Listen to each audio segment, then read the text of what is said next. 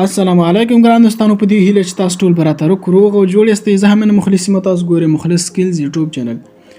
ګران دوستانو، که چیرې تاسو په فیسبوک کې یو ویډیو وګورئ، هغه ویډیو مو خوښه شي او لایک یې کړئ او یو ته کمنټ وکړئ. نو ګران دوستانو، تاسو بیا فیسبوک ریفریش کړئ، هغه ویډیو تیره شي. نو دوباره موږ دا کوشش کوو چې هغه ویډیو بیرته راواړو، بیا یې وګورو، یو ځل بیا یې راډاونلوډ کړو خپل ګیلرۍ ته.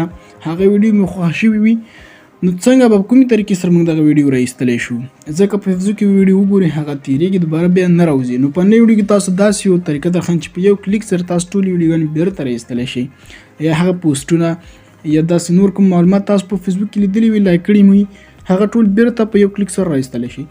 نو ګران دوستانو، دې لپاره تاسو ویډیو مکمل وګورئ، ټوله طریقه په ویډیو کې درښیم. خو مخکې له چې ویډیو شروع کوم، لومړی تاسو څخه یوه هیله کوم که چیرې تاسو موږ دغه ویډیو په فیسبوک کې ګورئ، نو زموږ د فیسبوک پیج د سره فالو کړئ، لایک یې کړئ، او که چیرې تاسو موږ دغه ویډیو په یوټیوب کې ګورئ نو یوټیوب چینل د سره سبسکرایب کړئ او د بیل آیکن هم دباو کړئ، تر څو زموږ هره نوې ویډیو لومړی تر تاسو ضرور رسیږي. نو ګران ملګرو، راځئ د ویډیو په طرف شروع کوو.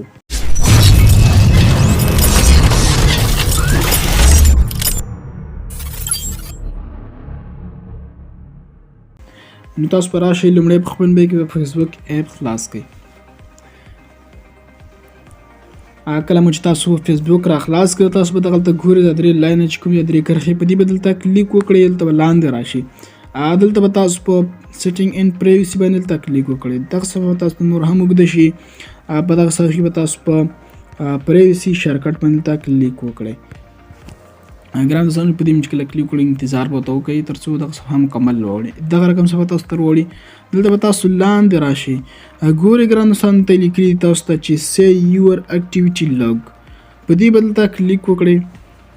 نو ګران دوستانو، تاسو ته به دغه رقم یو صفحه راوړي، دغه صفحه تاسو دغسې پورته کړئ او دلته لیکلي دي چې انسټرکشنز، تاسو کتلی شئ دغه صفحه کې.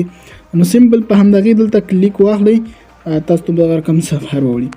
نو ګورئ ګران دوستانو، تاسو ته دغلته درکړي لومړی چې دی کمنټ او دوهم لایک دی.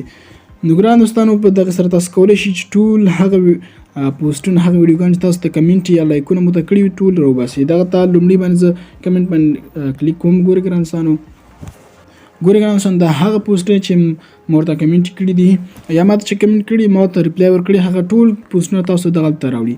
خو د دې نه بیرته بیګ زو دوهم دغه د لایک چې کوم ده په دغې دلته کلیک وکړئ.